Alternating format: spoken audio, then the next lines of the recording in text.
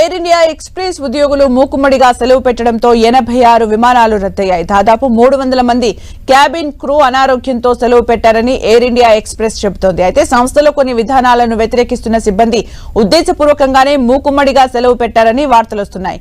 చివరి నిమిషంలో సెలవు ప్రకటించిన ఉద్యోగులు ఫోన్లు స్విచ్ ఆఫ్ చేసుకున్నారు. దీంతో స్వదేశీ సర్వీసులతో పాటు అంతర్జాతీయ విమాన సర్వీసులు రద్దయ్యాయి.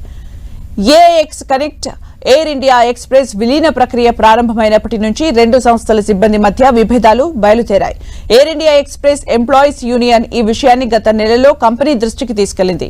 సిబ్బంది అందరినీ సమానంగా చూడడం లేదని, ఇంటర్వ్యూలు పూర్తయిన తర్వాత కూడా తక్కువ స్థాయి పోస్టులు కేటాయిస్తున్నారని ఆరోపించింది. ఎయిర్లైన్ మేనేజ్మెంట్ నష్టపరిహార ప్యాకేజ్ కూడా తగ్గించిందని ఆరోపించింది.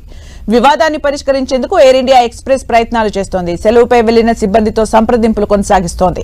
మరోవైపు విమానాలు ఉన్నట్టుండి రద్దు కావడంపై ప్రయాణికులు తీవ్ర అసంతృప్తి వ్యక్తం చేశారు. తమకు ఎలాంటి సమాచారం ఇవ్వలేదని ఆరోపిస్తున్నారు. దీనిపై క్షమాపణలు చెప్పిన ఎయిర్ ఇండియా ఎక్స్ప్రెస్ 7 రోజులుగా ప్రయాణాన్ని రీస్కెడ్యూల్ చేసుకోవచ్చని లేదా రీఫండ్ కోసం దరఖాస్తు చేసుకోవచ్చని తెలిపింది.